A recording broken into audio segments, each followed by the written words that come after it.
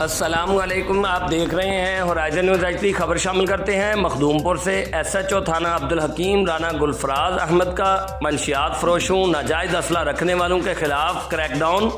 मनशियात फरोश और नाजायज़ असला रखने वाला गिरफ्तार, मुकदमा दर्ज।